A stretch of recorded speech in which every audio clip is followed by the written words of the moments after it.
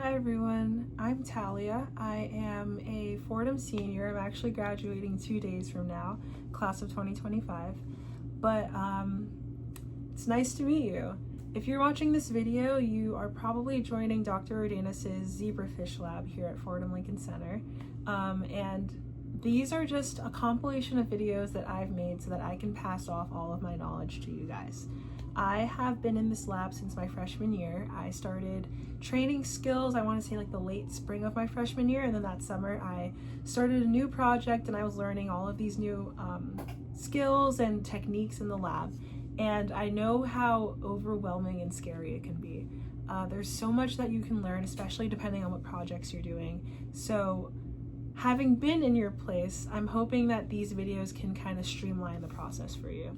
I was very lucky to have a couple seniors I could watch do some of the techniques before I left, and then have Dr. Urdanus do some one-on-one practice with me to develop some of them further. But I know that depending on the time that you're coming in or how busy the upperclassmen in the lab may be or Dr. Urdanus might be, it might be a little bit hard to get that same one-on-one attention. Some of the videos aren't super great. I'm no YouTuber, so I'm a bit awkward, don't know what to say, as you probably can already tell from this video. Our microscope camera isn't working, so I had to try to take a lot of shots like from my phone, so that's not super great. But regardless, I hope you guys can still get something out of these videos. Some words of wisdom looking back 4 years from where I first started. The first one is to keep an open mind.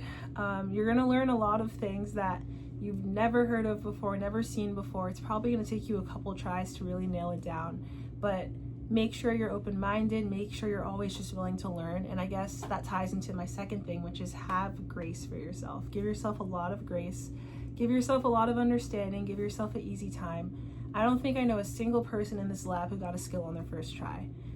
We've all had our fair share of electrodes we broke doing micro injections. People have damaged tools, people have lost samples. Everyone has this big learning curve that comes with joining this lab. So if it's taking you a long time to pick up skills, don't be too harsh on yourself. You'll get it eventually. The biggest thing you can do is just keep trying, keep being patient, and as I said, give yourself grace.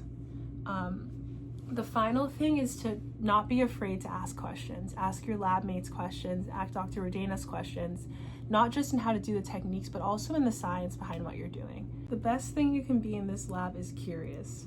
Not the best researcher, not the most intelligent student, it's curious.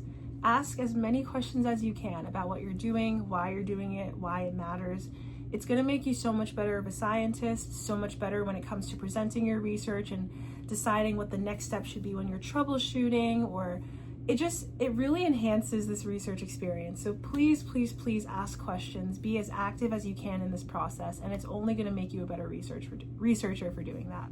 Now, the final thing is I'm just going to shamelessly plug my podcast. I really hope it still exists by the time you guys are watching this video, but me and a fellow student who's also a neuroscience major here at Fordham started a podcast to give advice to incoming students on how to navigate the STEM field, whether it's how to navigate classes, how to decide if this path is right for you, how to decide what career in this path is right for you. Hopefully by the time you guys are watching this video, we're well off into our next step past undergrad, which both of us are taking a gap year to do research, and then we both have plans of either doing PhD or MD PhD. So feel free to check that out if you're looking for any more guidance beyond the lab. At Lab Report, I will include the @ here on YouTube, Instagram, and Spotify.